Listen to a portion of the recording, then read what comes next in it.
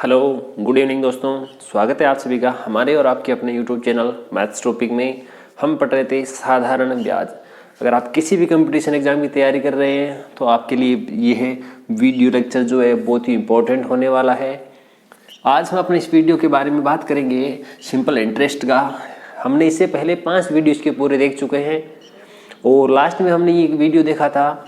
उस वीडियो का अंतिम क्वेश्चन क्या था? यदि आपको 3 या 2 या 4 अलग अलग दरें दी गई है, अलग अलग समय दिया गया है और आपको मूलधन पूछा गया है, तो इस प्रकार का आपको प्रश्न दिया गया था।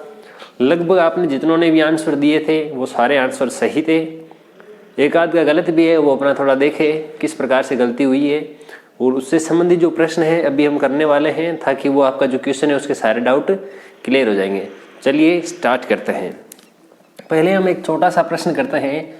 यदि मूलधन और 5 वर्ष का साधारण ब्याज का अनुपात हमारे पास में दिया गया है, किस किस का अनुपात है? एक तो मेरे पास में मूलधन, एक तो मूलधन जो प्रिंसिपल वैल्यू है, दूसरा एक साधारण ब्याज सिंपल इंटरेस्ट, साधारण ब्याज। इन दोनों का अनुपात है 10:3। अब हमें पता है कि साधारण ब्याज का फॉर्मूला क्या होता है। साधारण ब्याज का फॉर्मूला होता है मूलधन गुणा समय गुणा दर बटा 100। तो ऊपर वाला देखिए, मूलधन तो मैं सेम ही रख देता हूं बटा, इस साधारण ब्याज की जगह लिख देता हूं मैं मूलधन गुणा समय गुणा दर बटा 100। मूलधन गुणा समय गुणा दर बटा 100। हमारा प्रश्न पढ़िएगा। प्रश्न में कुछ दिया गया है कि समय कितना है। समय है 5 वर्ष। समय कितना है? 5 वर्ष। तो समय को मैं लिख देता हूं, समय की बहती धारा में 5 वर्ष का समय लग गया। ओके, अब देखो मूलधन तो दोनों के दोनों सेम है, मूलधन से मूलधन कट जाएगा तो ये 100 ऊपर चला जाएगा, ये 100 आ गया। नीचे मेरे पास में 5 गुणा दर, इसका भाग जाता है इसमें 20 बार, बराबर 10/3। एक जीरो से एक जीरो कट जाएगा। दर को मैं 1 से गुणा करूंगा तो मेरे पास आएगा दर। 3 को 2 से गुणा करेंगे तो 3 दूनी 6, 3 दूनी 6। तो हमारे पास दोस्तों, मित्रों, साथियों कितने प्रतिशत दर आई है? 6%।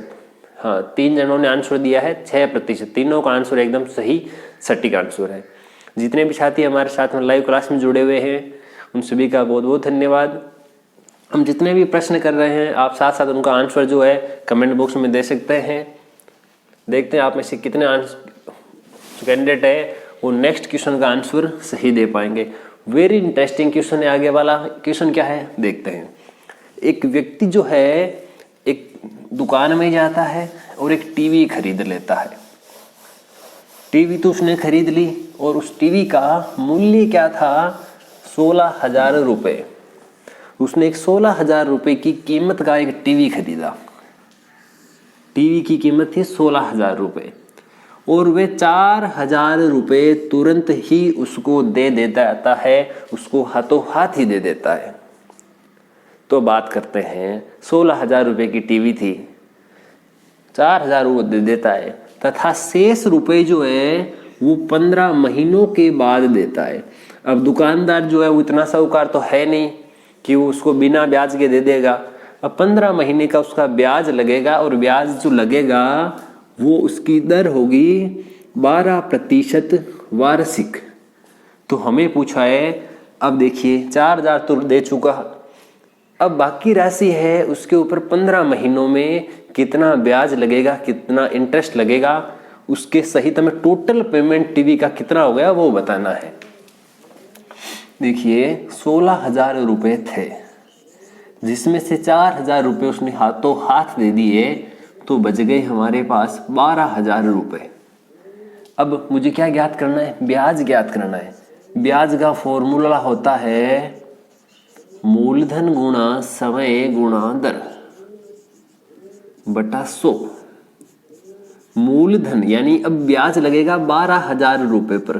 अब 16,000 रुपये पर ब्याज नहीं लगेगा क्योंकि 4,000 रुपये वो बंदा दे चुका है। समय हमारे पास में 15 महीने हैं और महीने को वर्ष में बदलने के लिए 12 का भाग लगाया जाएगा। मैंने आपको पहले ही बताया था जो ये फॉर्मूला होता है ये हमेशा वार्षिक होता है, यानी समय जो है वर्ष में होना चाहिए, ना तो दिनों में होना चाहिए ना महीनों में होना चाहिए। मैंने पहले ही वीडियो में डिस्कस कर लिया था।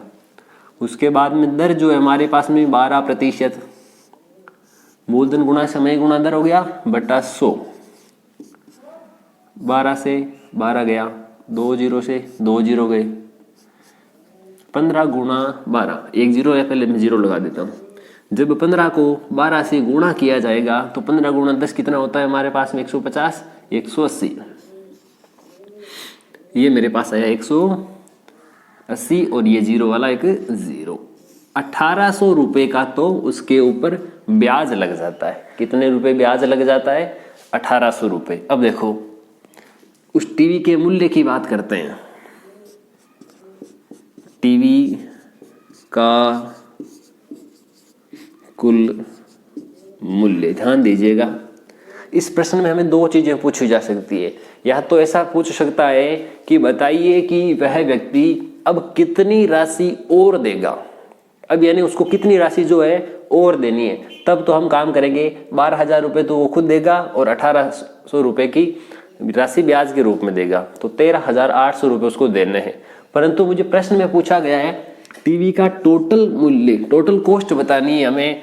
तो देखिए 4,000 रुपये तो वो दे चुका है, 12,000 रुपये उसको अभी वो देने हैं और 12,000 रुपये के साथ साथ उसको 1800 रुपये ब्याज के भी देने हैं। 12 और 4 16, 17,800 रुपये उस टीवी का उसके लिए मूल्य हो गया 17,800 रुपये। ये रहा प्रश्न। दोस्तों ये सारे प्रश्न जो है उनमें से कौन सा प्रश्न आपको सबसे अच्छा लगता है, सबसे बेस्ट लगता है, कमेंट बॉक्स में लिखकर जरूर बताइए। आगे बढ़ते हैं। हमारा नेक्स्ट क्वेश्चन किस प्रकार का है? हमने जो कल आपको क्वेश्चन दिया था सेम उसी से रिलेटेड है हमारा ये नेक्स्ट प्रश्न संख्या 3 आज का। ये जो नेक्स्ट क्वेश्चन है वो सेम उसी प्रकार का है जैसा कि आपको कल एक क्वेश्चन दिया था।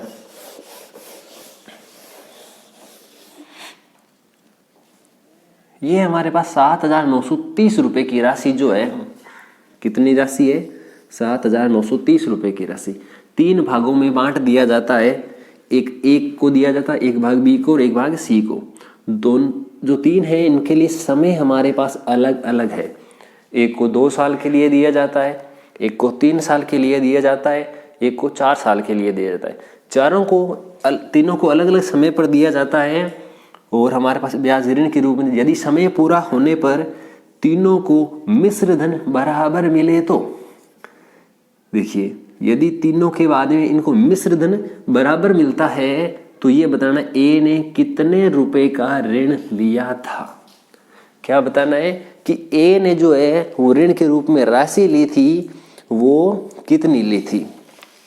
ए के द्वारा ऋण के रूप में ली गई राशि बतानी है। कितनी राशि है बात करते हैं। देखिए सबसे पहले मुझे 2 चीजें चाहिए होती है इस प्रश्न में, एक तो दर, एक होता है समय। देखते हैं समय 2, 3 और 4 वर्ष दिया हुआ है। 2 वर्ष, 3 वर्ष, 4 वर्ष, तीनों समय हो गए। दर कितनी है? ओके, यहाँ प्रश्न में छोटी सी एक टाइपिंग मिस्टेक है, यहाँ लिख लेना। 2, 3, 4 वर्षों के लिए यहाँ ऐड हो जाएगा 5% साधारण ब्याज दर। यहाँ ब्याज दर जो है वो थोड़ी टाइपिंग में रह गई थी। 5% साधारण ब्याज की दर पर उधार दिया जाता है। दर जो है वो तीनों के लिए समान है, 5%, 5%, 5%। यदि मिश्र धन बराबर है तो इस फॉर्मूले के लिए हमें मूलधन ज्ञात करने के लिए जो फॉर्मूला लिखा था उसमें दूसरी केस लिखी थी। एक दूसरी स्थिति क्या थी कि यदि एक स्थिति ऐसी थी कि जिसमें ब्याज बराबर होता है और दूसरी स्थिति ऐसी थी कि यदि मिश्र धन बराबर हो, यदि मिश्र धन समान हो तो अब मेरे पास में तीनों का जो मूलधन आएगा, तीन कौन कौन है, ए बी और सी, मैं लिख देता हूँ ए का अनुपात, बी का अनुपात, सी का अनुपात, 1/1 बट्टे में क्या लिखेंगे, यहाँ लिखना है 100, यहाँ पर भी 100, यहाँ पर भी 100 plus R1T1 plus R2T2 plus R3T3, ये आ जाएगा 1/100 प्लस R1T1 5 × 2 10, 1/100 प्लस R2T2 5 × 3 15, और अब हमारे पास आ गया 1/5 × 4 20, 100 में 20 जोड़ देंगे तो ये हो जाएगा 120, ये 115, ये 110। ओके, अभी काम करते हैं, इन तीनों में किसी संख्या का भाग लगा देते हैं, 5 का भाग लगा देते हैं। इसमें 5 का भाग जाएगा मेरे पास में, देखिए 20 और 2 22 बार, इसमें जाएगा 5 का भाग 23 बार, इसमें जाएगा 24 बार। तो मेरे पास में आ गया 1/22, 1/23, 1/24। जो बट्टे में लिखा हुआ है इसको पहले मुझे क्या करना पड़ेगा, सही अनुपात में बनाना है। अनुपात में बनाने के लिए मैं तीनों का एलसीएम लेता हूँ, या फिर ऐसा करो कि 22, 23, 24 है, सबसे गुणा कर दो। इसको अगर मैं गुणा करूँगा 22, 23, 24 से, तो 22 से 22 कट जाएगा, 23, 24 बचेगा। देखिए मैं क्या समझा रहा हूँ, अगर इसको मैं 22, 23, 24 से गुणा करूँगा तो 22 कट जाएगा, इसमें 23 कट जाएगा, इसमें 24 कट जाएगा, तो यहाँ बचेगा केवल, इसके अलावा दोनों लिख दो 23 × 24। यहाँ 23 नहीं लिखने, 22 और 24 लिख देते हैं, और यहाँ मैं कर देता हूँ 24 नहीं लिखने, 22 और 23। 2 का भाग देता हूँ इसमें 12 बार, 2 का भाग इसमें 11 बार, 2 का भाग इसमें 11 बार, 12 × 3 36, 36 का 6 हासिल का 3, 12 दूना 24, 24 और 3 कितने होते हैं 27, ये रहा। ये हो जाएगा 2 6 262, ये हो जाएगा 200 2 2 3 5 5 और ये 3। ये मेरे पास कुछ वैल्यू आई है, यहाँ 4 आएगा, सॉरी फ्रेंड, है ना, 4 का 4, 2 का 2, 4 2 6, ठीक है। अब इन तीनों को जोड़ लेते हैं। मेरे पास तीनों का अलग अलग अनुपात आया, इस अनुपात में इन तीनों का जो है हमारे पास में क्या आया, मूलधन। मुझे क्या पूछा था, टोटल जो है ए को राशि कितनी दी गई थी। इन अनुपातों को जोड़ लेते हैं, जब इन तीनों अनुपातों को जोड़ा जाएगा तो मेरे पास वैल्यू आएगी 6 और 4 10, 10 और 3 13, हासिल का 1 5 और 1 हासिल का 6 हो गया, 6 और 6 12 हो गए, 12 और 6 18 और 1 19, ओके, हासिल 1, 6 और 1 7, मतलब तीनों का योग जो हुआ वो आया मेरे पास में 793 रुपये। देखिए दोस्तों, क्वेश्चन लंबा थोड़ा ज़रूर हुआ है, पर मैंने इसको इस तरीके से क्यों लिया, क्योंकि इसमें चाहे ए का पूछो, चाहे बी का पूछो, चाहे अनुपात पूछो, तो इस तरीके से आपको जरूरी नहीं कि जो एग्जाम में क्वेश्चन पूछा जाएगा वो ए का ही पूछा जाएगा। इस तरीके का लेने का मकसद यह है कि हमें चाहे किसी भी तरीके का प्रश्न पूछे, हमें तरीका हमारे पास में पूरा कंप्लीटली कवर हो जाना चाहिए। तो मुझे ए का पूछा है, ए को 276 रुपये मिलते हैं, कितने में से 793 में से, ठीक है। अब कितने में से देने हमें, ये 7,930 रुपये में से ये कट जाएगा 10 बार, 2760 रुपये मिलेंगे उसको। ऑप्शन में है क्या, ये रहा। ये आपको ये प्रश्न कैसा लगा, कमेंट सेक्शन में लिख करके अपनी प्रतिक्रिया जरूर देवें। अगर प्रश्न अच्छा लगे, अगर आपको वीडियो अच्छा लग रहा हो तो वीडियो को लाइक करें, कमेंट करें, अपने दोस्तों में शेयर करें। ये है अपना नेक्स्ट क्वेश्चन, लिखा हुआ है मिस्टर दत्ता 3 लाख रुपए, कितने रुपए की बात की जा रही है, 3 लाख रुपए जो है मिस्टर दत्ता को सेवानिवृत्त होने पर, यानी जो रिटायरमेंट के समय उनको लाभ मिला है 3 लाख रुपए का, वो चाहते हैं कि उन 3 लाख रुपए की राशि में से कुछ लाभ जो है अंततः बैंक में डाल दिया जाता है, कुछ डाकघर में, कुछ बैंक में कुछ डाकघर में। दोनों ने पता किया, उसने मिस्टर दत्ता ने दोनों में जाकर के पता किया कि एक में तो 10% की दर मिलती है, एक में 6% की दर मिलती है। ठीक है, यदि उनको महीने का दोनों से मिला करके ब्याज के रूप में 2000 रुपये मिलते हैं, ध्यान रखें एक महीने के मिलते हैं, उन्होंने सोचा कि ये जो 3 लाख रुपए की राशि है घर में पड़ी रहेगी, कुछ नहीं होने वाला, इसको बैंक में डाल देते हैं, डाकघर में डाल देते हैं, ताकि कुछ ना कुछ ब्याज की राशि मिलती रहे। बैंक वाले जो है 6% का दर देते हैं, डाकघर वाले 10% की दर देते हैं, और एक महीने का दोनों मिलाकर के 2000 रुपये दे देते हैं। तो बताना है डाकघर व बैंक में जमा राशि जो है उसका अंतर कितना है। तो चलिए शुरू करते हैं।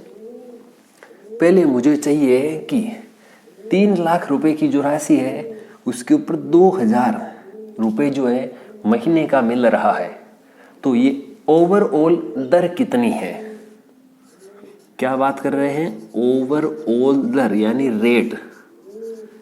दर का फॉर्मूला क्या होता है? ब्याज गुणा 100, ब्याज गुणा 100 बट्टा मूलधन गुणा समय। अब देखो ब्याज हमारे पास में 2000 रुपये, ब्याज कितना? 2000 रुपये, तो लिख देते हैं 2000 रुपये गुणा 100, मूलधन 3 लाख रुपये, ये हमारे पास में 3 लाख रुपये। समय कितना? 1 महीना, महीने को साल में बदल देना हूँ, 12 का भाग लगाएंगे, 12 ऊपर चला जाएगा। देखो 3 0 से 3 0, 2 0 से 2 0, ठीक है, इसका भाग इसमें जाएगा 4 बार। क्या बचा हमारे पास में? देखिए केवल और क्या, देखो ये 2 0 से 2 0 गए, इस 3 0 से ये 3 0 चले जाएंगे। 4 गुणा 2 8% की दर से, एक जना तो 6% देता है, एक 10% देता है, ओवरऑल उनको 8% की दर मिली। तो उन्होंने ओवरऑल निकाला, देखा एक डाकघर वाला 10% देता है, बैंक वाला 6% देता है, ओवरऑल इनके 8% आई। तो अंतर देखते हैं इन दोनों का, इनका अंतर 2, इनका अंतर 2, दोनों में 2 का भाग गया, 1:1, यानी दोनों के अंदर निवेश की गई राशि, दोनों में निवेश की गई राशि समान है। अगर राशि समान है तो उनका अंतर जो है वो केवल और केवल हमारे पास 0 यानी 0 आने वाला है। Option D. आई थिंक आप सभी को ये समझ में आया होगा। आप चाहें तो इसको लिख सकते हैं, इसका स्क्रीनशॉट ले सकते हैं, जैसा भी आप सबको उचित लगे। ओके,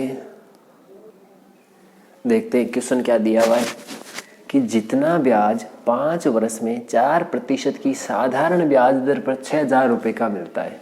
तो देखिए 6000 रुपये जो है ये मूलधन गुणा समय गुणा दर बट्टा 100, इसका ब्याज तो यही मिलता है। उतना ही ब्याज 8000 रुपये की राशि पर मिलता है। मूलधन गुणा समय, समय है ही नहीं, टाइम, दर कितनी? 3%। पूछा समय ज्ञात करो। 2 राशियां दी हुई है, एक 6000 एक 8000।